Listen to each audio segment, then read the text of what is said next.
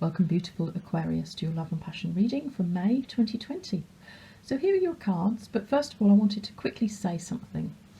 Between my last reading a month ago and now, the world has turned upside down, hasn't it?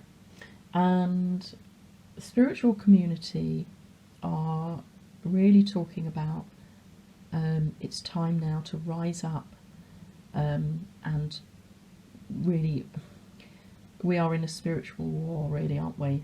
And to rise up against the dark forces that are trying to extinguish life as we know it on planet Earth for their own disgustingly dark purposes.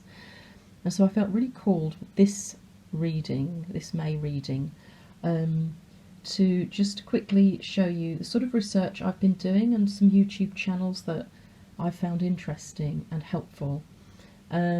In case any of you find that helpful, really. So I'm just going to move that out of the way because I don't want to set light to my house. So these are all YouTube channels. I hope you can read them all right. These are YouTube channels that I have found, and they're all different ones with different subjects. And can you see the one in the middle that's in red? That's in red because in terms of depth and breadth of what's going on and an overview, it's really good. There are 2 sets of videos on it. It's also in red because it goes very, very dark in terms of disgustingly dark practices that have been going on behind the scenes by certain members of the human race. And if you're really sensitive, you need to know that if you're going to start watching those videos. The journalist doesn't just drop you in to that side of things. She, takes you there slowly. So even so, it's horrific, really, what's been going on. And it's time for us to step up and, be the spiritual light that this planet needs. So there it is. If it's useful, brilliant. If it's not, it doesn't matter. I just felt called to do this for this May video. The time is now. The time is now.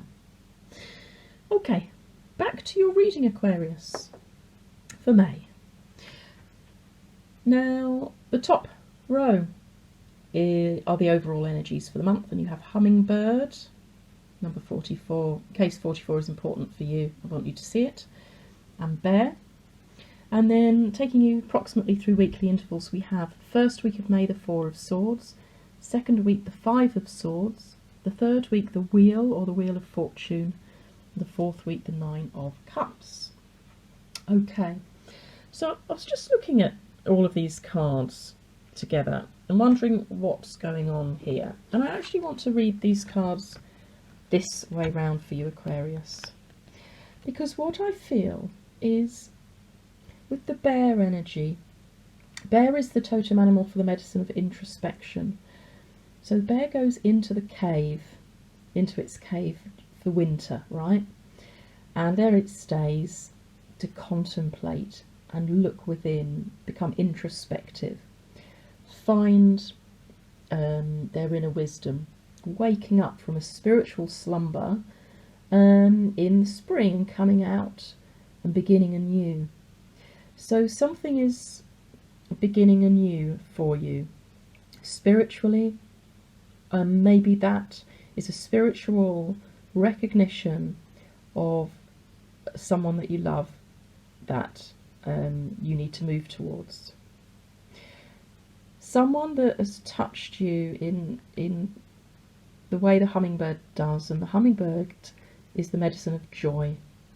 Has someone touched you and made you joyful, touched your heart or physically, but really lit you up inside and made you realise that, oh my God, I need to start anew with this person, with this love, because it's awoken me up inside. I didn't realise, but I was sleeping before. So I'm going to put them both down that way. And look, that way they're looking towards each other. So it's bringing you a realisation that you need to come towards this person because they're moving and looking towards you too. You've done some healing, I think, here, Aquarius. Four of Swords is all about recharging your batteries. It's a card of healing. Has there been some negativity going on? Because next to it is the Five of Swords, which is about sort of disruption in your life. This could be a card of hollow victories and sort of negative forces and energies around you, maybe some malicious gossip even. And is this something to do with an old love or lover that's really just not aligning with you anymore, and it's causing some tensions and negative energies that you really don't want in your life anymore?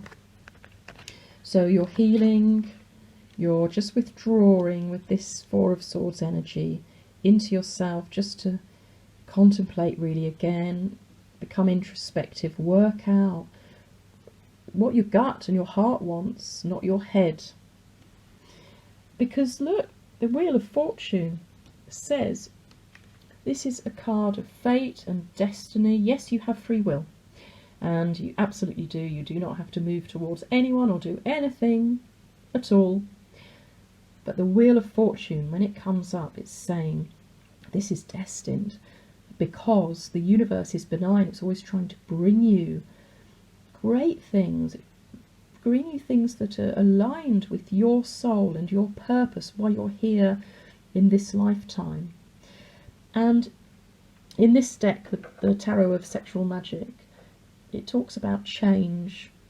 So change is coming, and it says propitious or beneficial, if you like, energy. Sorry, propitious destiny. Propitious destiny to be seized, or old desires and feeling undergoing transformation. So is this talking about an old desire, an old flame, and your feelings for that person undergoing transformation? You've been touched by the joy that they bring to you. By observing, you understand where and how to change your strategy. So this is the card of change. Change your strategy. Find within you, within your heart, within your gut, how you are going to bring this forward. Because you've got, at the end of the month, the Nine of Cups. This is the wish fulfillment card. This is you with all of these cups. And the cups are about emotion and love.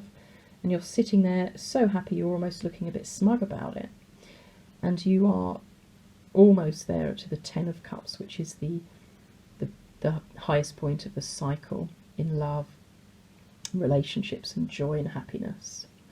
And so, you know, you've got a significantly successful and beautiful destiny here. And I think you're just realizing it with the introspection, the going within, listening to your inner guides and understanding why this person's here, why they're bringing you joy, and what you need to change in order to say goodbye to negative forces and energies around you. You don't need that. Why do you need that? Why do you want that? And say hello to this beautiful new beginning that's being promised to you, Aquarius. Wow. Okay, I hope that resonates. Aquarius, thank you so much for watching, and I'm sending you lots of love, light and fire. Until next time.